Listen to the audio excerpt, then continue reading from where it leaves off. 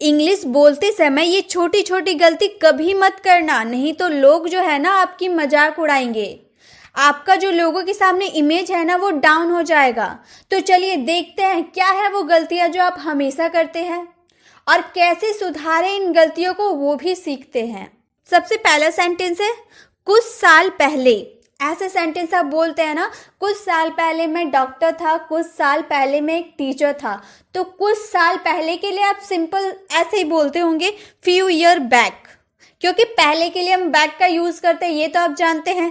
तो कुछ साल पहले के लिए हम क्या बोलेंगे, फ्यू ईयर्स बैक, जो कि हम लोग का गलत सेंटेंस है। अगर हम दूसरों के सामने फ्यू ईयर्स बैक बोल देते हैं तो हमारी जो है ना बेइज्जती हो जानी है, लोगों के सामने इमेज डाउन हो जानी है। तो आप ये सेंटेंस कभी मत बोलिएगा। क्या बोलिएगा, few years ago, few years ago, back नहीं अगो, फ्यू ईयर्स अगो, ये हमारा राइट है।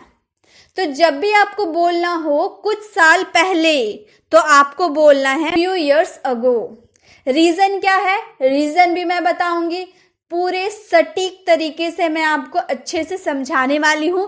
तो वीडियो को आप ध्यान से मेरे साथ सुनकर समझिए। रूल है ये, हम बैक का यूज क्यों नहीं करते हैं, अगो का यूज क्यों करते हैं, ये बताऊंगी। Few years back informal English है। क्या है, इनफॉर्मल इंग्लिश है, और few years ago formal English है। इसीलिए हम फ्यू ईयर्स बैक नहीं बोलते हैं, फ्यू ईयर्स अगो बोलते हैं। नहीं होगा ये गलती, मत करिएगा। अगर आप चाहते हैं कि आप अच्छे से इंग्लिश बोल पाए तो ये गलती करना बंद कर दीजिए। तो पहला गलती यही था, फ्यू ईयर्स बैक नहीं, फ्यू ईयर्स अगो, कुछ साल पहले, फ्यू ईयर्स अगो। इसी तरह के आपको बहुत सारे आज की इस वीडियो में सेंटेंसेस मिलेंगे जो डेली लाइफ में आप बोलते हैं लेकिन वो गलत बोलते हैं। तो आज से अगर आप ये वीडियो देख लेते हैं तो आप उसे करेक्ट तरीके से बोल पाइएगा और कभी भी किसी के सामने हंसी का पात्र नहीं बनिएगा। लोग हैं ना वो आपका मजाक नहीं उड़ाएंगे। तो नेक्स्ट सेंटेंस क्या है हमारा, वह तैरना नहीं जानता है। वह तैरना नहीं जानता कॉमन सेंटेंस है। क्या बोलेंगे, he does not know to swim. He does not know to swim, ये तो गलत है भाई। टू स्विम क्या होता है, क्या होता है टू स्विम, कुछ नहीं होता है। He does not know to swim, वह तैरना नहीं जानता, हम तो ऐसे ही बोलते हैं लेकिन ये तो गलत है। क्या बोलेंगे, he does not know how to swim. He does not know how to swim, वह तैरना नहीं जानता है। अब आप बोलेंगे हाउ का मतलब तो कैसे होता है इन सेंटेंस में, कैसे तो नहीं है। तो गाइज ये भी एक रूल पे डिपेंड करता है, इसका भी एक कारण है। क्या कारण है, कारण यह है he does not know how to swim, किसी की कला, विद्या, एक्शन को जानने के लिए हाउ टू का यूज होता है।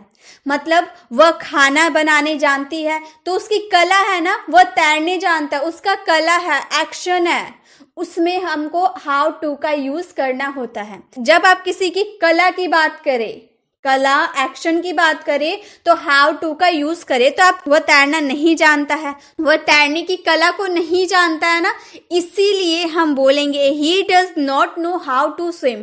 अगर आपको बोलना वह तैरना जानता है तो आप क्या बोलिएगा, he knows how to swim. He knows how to swim, वह तैरने जानता है।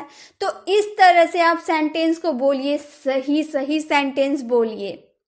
दूसरा गलती ये था। अब नेक्स्ट देखते हैं क्या है वो गलती।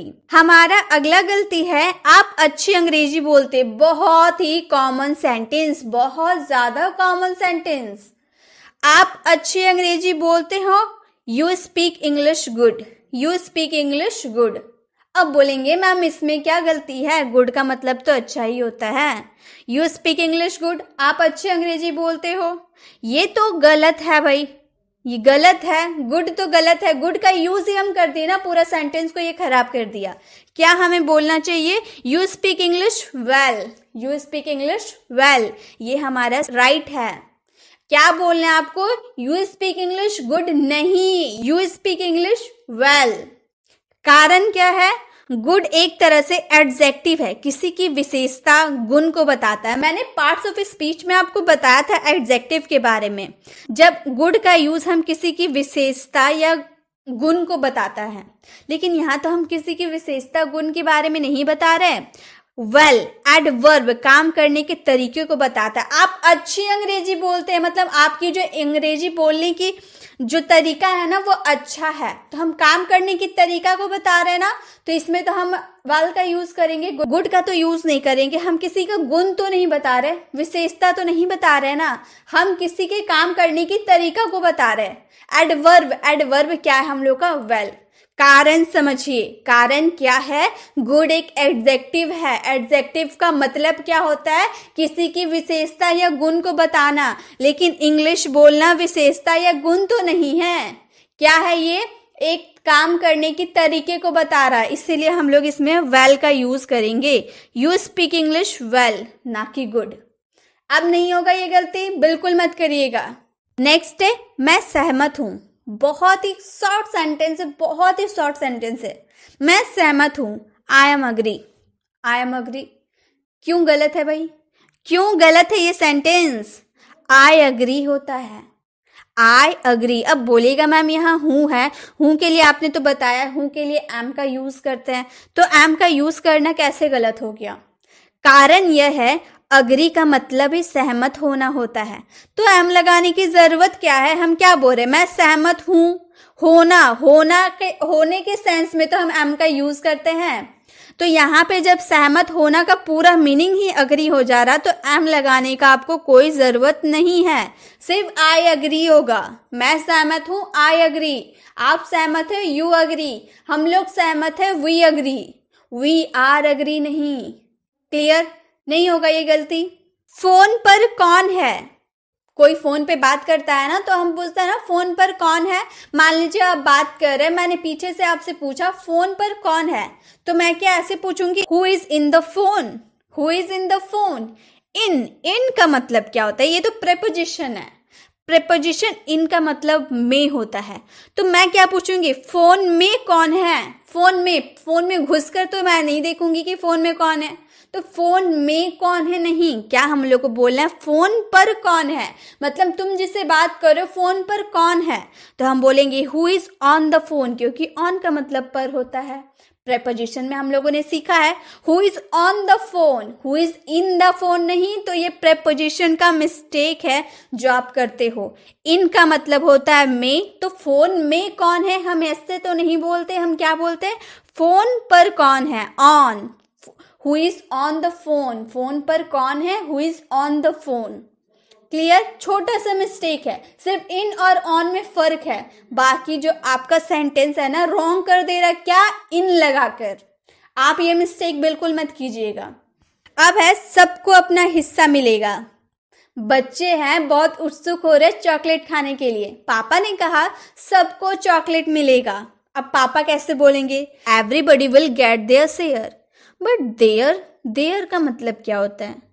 ये तो आंसर, ये तो पूरा सेंटेंस ही गलत हो गया। हम बोलेंगे everybody will get his share. Everybody will get his share क्यों देयर बोलेंगे, देयर नहीं बोलेंगे, हिज बोलेंगे, ऐसा क्यों?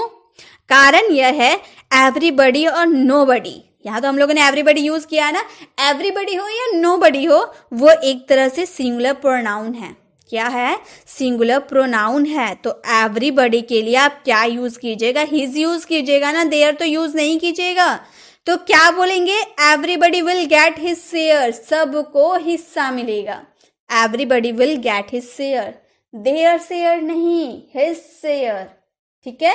ये गलती आप सुधार लीजिए अपने इंग्लिश में, ताकि लोग आपकी हंसी नहीं उड़ाएंगे, आपका मजाक कोई नहीं बना पाएगा अगर आप इन गलतियों को सुधार लेते हैं तो। बहुत सी कॉमन मिस्टेक है, इन ऑन में फर्क है, छोटा छोटा मिस्टेक है जो आप अक्सर गलती कर देते हो, तो वही तो गलती आपकी इंग्लिश पूरी खराब कर दे रही है, तो वो गलती करना बंद कर दीजिए। मैं ये क्लास लेकर आई हूँ सिर्फ आप लोग के लिए, ताकि आप इस छोटी छोटी गलतियों को करना बंद कर दे। अब है वह अपनी शादी की सालगिरह सेलिब्रेट कर रहे हैं।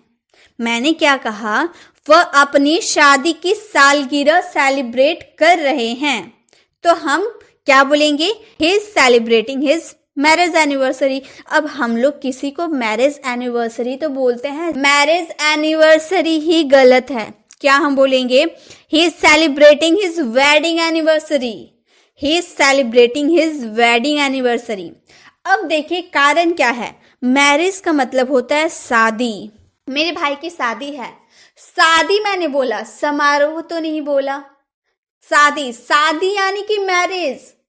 और समारोह, विवाह समारोह मतलब वहां बहुत सारे पंडित आए, शादी हो रहा है, इधर पंडाल बना हुआ है, लोग खा रहे हैं, बहुत सारे लोग होते हैं, फंक्शन होता है।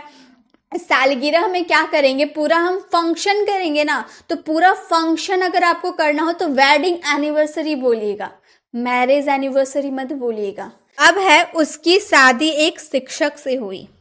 क्या मैंने बोला, उसकी शादी एक शिक्षक से हुई। She is married with a teacher, she is married to a teacher, with a teacher नहीं, क्या, टू, मैरिड टू होगा, मैरिड विथ नहीं होगा। मैरिड टू समवन होता है, मैरिड विथ समवन नहीं होता है। तो जब आप बोलिएगा ना उसकी शादी एक शिक्षक से हुई या उसकी शादी एक डॉक्टर से हुई, तो मैरिड विथ मत कीजिएगा। रूल यही कहता है कि मैरिड टू समवन होता है, ना कि मैरिड विथ समवन। ठीक है, तो आप जब भी आप किसी को बोलेगा कि उसकी शादी इससे हुई उससे हुई, तो मैरिड टू बोलिएगा, विथ नहीं बोलिएगा। ठीक है, अब है वह मेरी बात नहीं सुनती या वह मेरी बात नहीं सुनता। ऐसा आप कंप्लेन रहते हैं ना, अक्सर पेरेंट्स की कंप्लेन रहती है कि वो मेरी बात नहीं सुनती है। He does not listen me, he does not listen me simple sentence है, ऐसे ही बोलेंगे आप, he does not listen me। लेकिन ये तो रॉन्ग है, आप जो बोल रहे अभी तक जो बोलते आ रहे हैं इंग्लिश, वो तो रॉन्ग है। आपको बोलना यह है he does not listen to me, to, he does not listen to me। Rule यह है कि लिसन टू समवन होता है, सिर्फ लिसन कुछ नहीं होता है, लिसन के साथ आपको टू ऐड करना ही होता है। तो वह मेरी बात नहीं सुनती, he does not listen to me। ठीक है, अब है उसने मधुर गाया, she sang sweet, उसने मधुर गाया। लेकिन स्वीट जो है ना, स्वीट नहीं होता है, क्या होगा, she sang sweetly। क्या, she sang sweetly। कारण क्या है, स्वीट एडजेक्टिव या नाउन होता है, विशेषता या गुण बताता है। मैंने अभी आपको थोड़ी देर पहले बताया था ना कि स्वीट जो है या गुड जो है किसी की विशेषता को बताता है, विशेषता यानी कि गुण, एडजेक्टिव है ये। लेकिन जो स्वीटली जो हम लोग ऐड किए ना, एडवर्ब है, काम करने के तरीके को बताता है। हमने क्या बोला, उसने मधुर गाया, मतलब उसके जो गाने का तरीका था ना, मधुर था।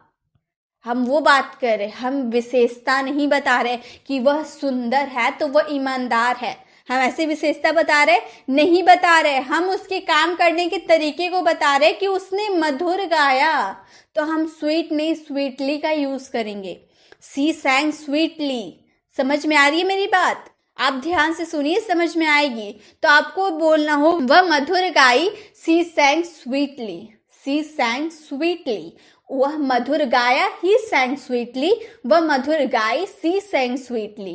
अब है मैं अपने बाल कटवा रहा हूं। बहुत जन इन सेंटेंसेस में गलती कर ही देते हैं, बहुत कॉमन मिस्टेक है। 100 में से 99% पर्सन ये सेंटेंस में गलती कर देते हैं कि मैं अपने बाल कटवा रहा हूँ। मान लीजिए आप सैलून गए हैं, आप वहाँ पे बाल कटवा रहे हैं, आपके फ्रेंड ने आपको कॉल किया और आपसे पूछा कि भाई तुम क्या कर रहे हो, तो आप क्या बोलेंगे, मैं बाल कटवा रहा हूँ। अगर आप इसे इंग्लिश में बोलना चाहें तो आप बोलेगा I am cutting my hair, क्योंकि कटवाना के लिए तो हम कटिंग का यूज किए भाई, काटना के लिए कट बोलता है ना, तो हम क्या बोलेंगे, I am cutting my hair. लेकिन ये तो गलत है। I am cutting my hair का मतलब हो गया आप बाल काट रहे हैं, लेकिन आप बाल काट रहे हैं नहीं ना, आप तो बाल कटवा रहे, किसी और से कटवा रहे। मैंने पॉजिटिव वर्ब में बताया था, आप किसी और से जो काम करते हैं ना उसमें पॉजिटिव वर्ब लगता है। हम बोलेंगे I am having my hair cut. Having मतलब दूसरे को सौंप कर वो काम करवा रहे। I am having my hair cut, मैं अपने बाल कटवा रहा हूँ, काट नहीं रहा हूं मैं। I am cutting my hair का मतलब मैं अपने बाल काट रहा हूं, तो आप खुद से अपने बाल काट रहे हैं नहीं ना, आप तो कटवाने गए सैलून। तो आप बोलिएगा, आपका फ्रेंड का जब भी कॉल आए तो आप क्या बोलिएगा, I am having my hair cut, मैं अपने बाल कटवा रहा हूँ। रीजन, कटिंग हेयर का मतलब बाल काटना होता है और हैविंग हेयर कट का मतलब बाल कटवाना होता है, किसी और से बाल कटवाना। ठीक है, मिस्टेक ये मत कीजिएगा, बहुत ही कॉमन मिस्टेक है और आप लोग गलती करते हैं, लेकिन अब मत कीजिएगा। अब है मेरा जन्मदिन मई में है, ये भी बहुत कॉमन मिस्टेक है, थोड़ा सा अंतर है लेकिन मिस्टेक तो होती है भाई। मेरा जन्मदिन मई में है, आपको किसी को बोलना हो तो आप कैसे बोलेगा, my birthday is on May, my birthday is on May. तो मई में आपका बर्थडे है तो ऑन का यूज कीजिएगा आप। मैंने आपको प्रेपोजिशन में बताया था ऑन और इन किस में यूज होता है। हम लोग मंथ बताने के लिए इन का यूज करते हैं, ना कि ऑन का यूज करते हैं। मैंने प्रीपोजिशन में आपको अच्छे से क्लियर किया था ना कि अगर आपका मंथ के बारे में बात कर रहे हैं ना तो आपको वहां पर इन का यूज करना, ना कि ऑन का। तो हम लोग तो यहाँ ऑन बोल रहे, तो ये तो सेंटेंस रॉन्ग हो गया। हम बोलेंगे my birthday is in May, my birthday is in May, मेरा जो जन्मदिन है ना मई में है। रूल भी यही कहता है कि इन, ऑन और एट ये प्रेपोजिशन है हमारे, इन मंथ होता है ना कि ऑन मंथ होता है। ठीक है, मंथ के साथ इन हमेशा यूज कीजिएगा। मंथ चाहे कोई सा भी मंथ हो, आपको इन का यूज करना है। अब है कोई दरवाजा खटखटा रहा है। क्या मैंने बोला, कोई दरवाजा खटखटा रहा है, तो क्या बोलेंगे, someone is knocking the door, someone is knocking the door. कोई दरवाजा खटखटा रहा है, गलत है। कैसे, क्या बोलेंगे, सही क्या है, someone is knocking at the door, at का यूज करना है। रूल ऑफ प्रेपोजिशन यह कहता है नॉकिंग द डोर नहीं, नॉकिंग एट द डोर का यूज करना सही होता है। तो अब जब भी आपको कहना हो ना कि कोई दरवाजा खटखटा रहा है, तो आप क्या बोलेगा, someone is knocking at the door. Clear. अब है उसने विश्व रिकॉर्ड बनाया, उसने विश्व रिकॉर्ड बनाया, he made a world record, he made a world record. अब मैड जो यूज किए वो तो गलत है, ये सेंटेंस पूरा गलत है। हम क्या बोलेंगे, he set a world record, he set a world record, ये हम लोग का सही है। रीजन क्या है, कोई भी रिकॉर्ड सेट किया जाता है ना कि बनाया जाता है। खाना थोड़ी है जो आप बनाओगे, सब्जी है ये। वर्ल्ड रिकॉर्ड की बात करें, सब्जी की बात नहीं कर रहे कि सब्जी बनाए, वर्ल्ड रिकॉर्ड की बात कर रहे। तो जब वर्ल्ड रिकॉर्ड, विश्व रिकॉर्ड की बात करें ना, तो आप सेट का यूज करें, ना कि मैड का। ठीक है। अब है उसने मुझे पार्टी में आमंत्रित किया, she invited me for the party, she invited me for the party, उसने मुझे पार्टी में आमंत्रित किया।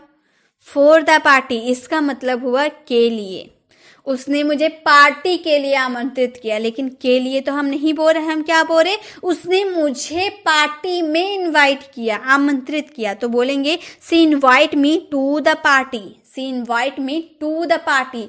फॉर द पार्टी नहीं, क्या, टू द पार्टी। छोटा सा फोर को हटा के आपको टू का यूज करना होता है, क्योंकि फोर गलत है, फॉर द पार्टी नहीं होता है, टू द पार्टी होता है। अब है क्या वह वहां गया, डिड ही वेंट देयर। अब हम लोग यहाँ पास्ट की बात करें तो वेंट का तो यूज करेंगे, ये तो सही है। डिड ही वेंट देयर नहीं, ये सही नहीं है, ये तो गलत है। क्यों गलत है, डिड ही गो देयर बोलेंगे। अब आपके मन में ये सवाल आ रहा होगा, हम यहाँ पास्ट की बात करें तो गो फर्स्ट फॉर्म का यूज क्यों कर रहे हैं, क्योंकि गाइस ये जो डिड है ना, ये तो खुद ही चेंज हो चुका है, ये डिड ही हमारा चेंज हो चुका है। तो क्या आप दो बार चेंज कर सकते हैं, नहीं चेंज कर सकते। डू को तो हम लोगों ने डिड बना ही दिया है, तो फिर गो को चेंज करने का क्या फायदा है। तो जब भी आप आगे वालों को चेंज कर चुके हैं तो आप इसे तो चेंज नहीं कीजिएगा। तो बोलेंगे डिड ही गो देयर, वह वहां गया, did he go there. Reason do, did और डज साथ वर्ब का फर्स्ट फॉर्म लगता है। ठीक है, डू, डिड, डज के साथ वर्ब का फर्स्ट फॉर्म लगता है। अब उसके बाद सफेद है, she has a white hairs, she has a white hairs. अब ये गलत है, कैसे गलत है, क्या बोलेंगे, she has a white hair बोलेंगे, she has a white hair. Reason क्या है, हेयर जो है ना अनकाउंटेबल है। आपने अपने बाल को गिने हैं, क्या आपके 100 है या 1000 है, कभी गिन सके हैं, वो तो अनकाउंटेबल है। तो आपने यहाँ हेयर्स, हम लोग यहाँ हेयर्स को क्यों लगाएंगे, एस क्यों लगाएंगे, एस नहीं लगाएंगे, हेयर्स नहीं होता है, क्या होगा, हेयर्स हो, हेयर होगा। ठीक है।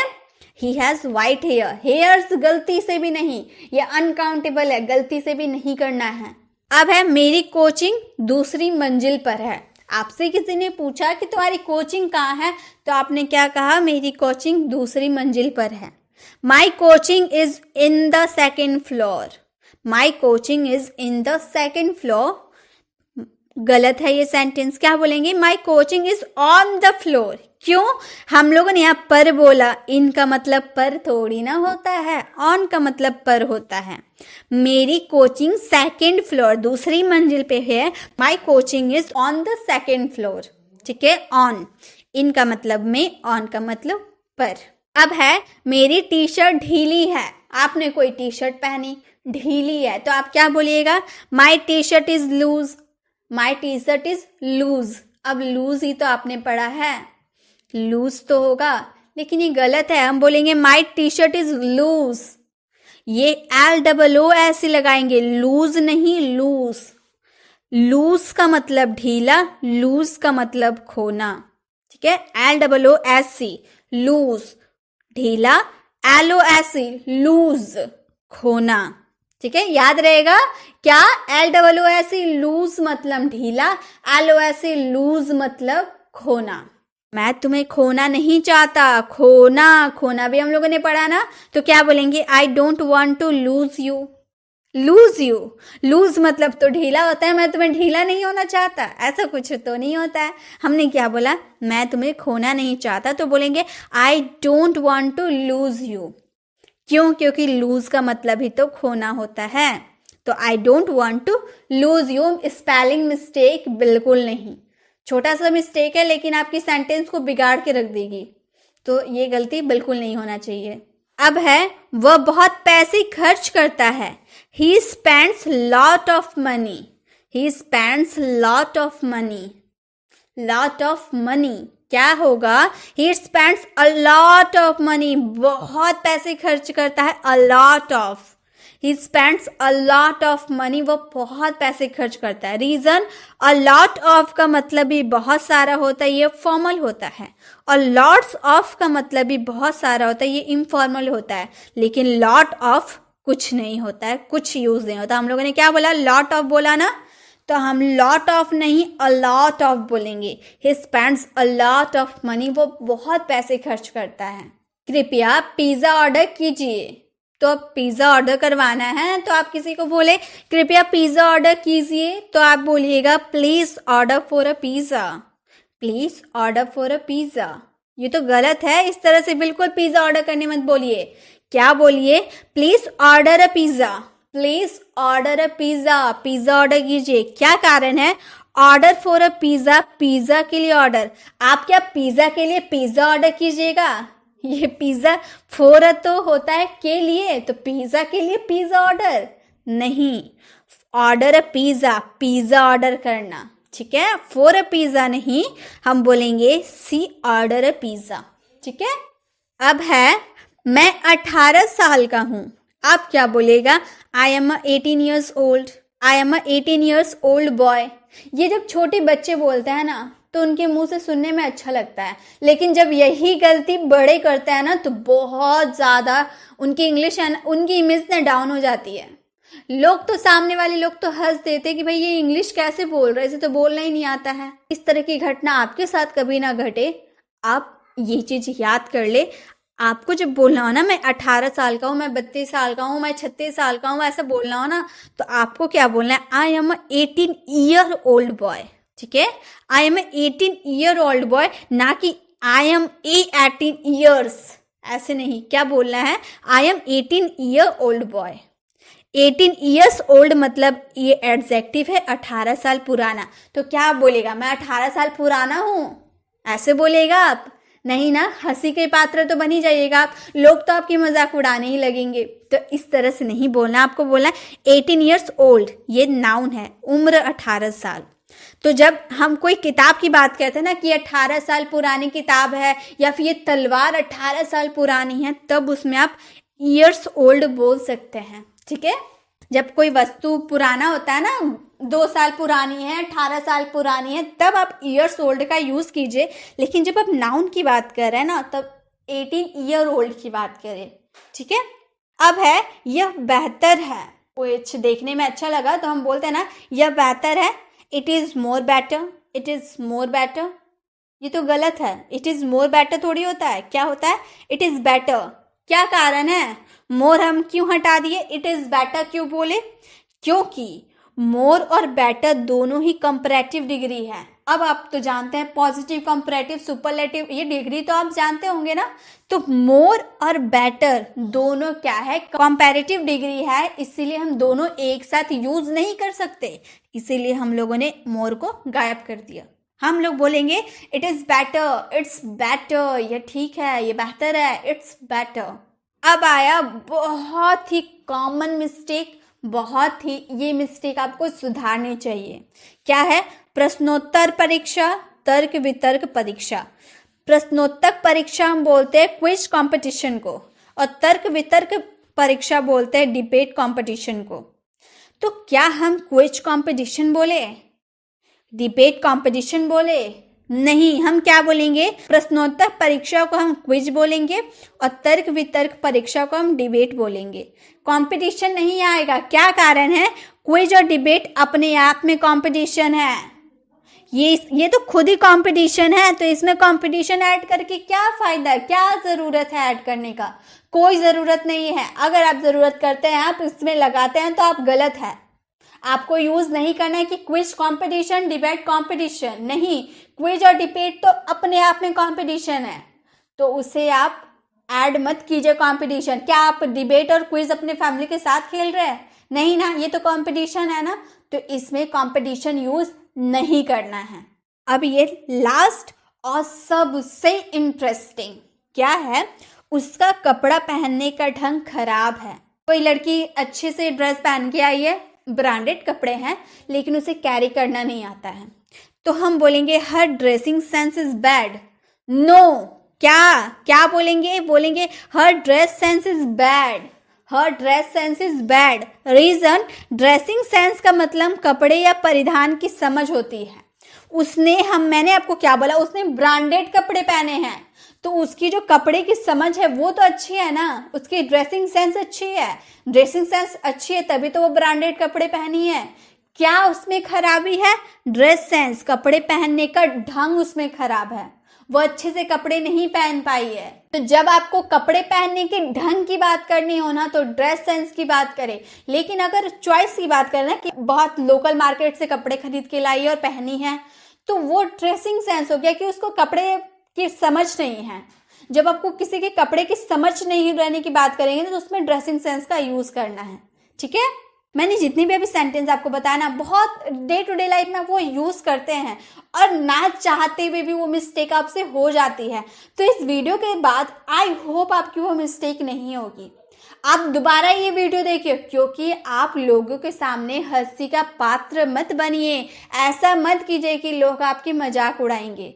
तो इस गलती को सुधारिए, सुधारना बहुत जरूरी है। मैंने आपको बहुत ही आसान भाषा में कारण के साथ बताया है, तो आपको समझने में और आसानी हो गई। तो आप वीडियो को पूरा देखिए, अच्छे से समझिए, और अब ऐसा गलती बिल्कुल मत कीजिए। अब आप मुझे कमेंट बॉक्स में ये रिप्लाई करें कि आपने ऐसे गलती की है या नहीं की है, और इस वीडियो से आपको हेल्प मिली है या नहीं।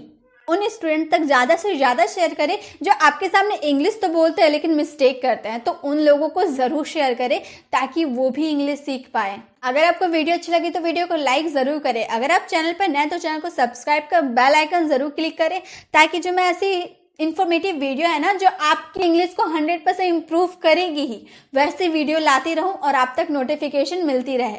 मिलते नेक्स्ट वीडियो में ऐसे इन्फॉर्मेटिव के साथ, तब तक के लिए कीप लर्निंग।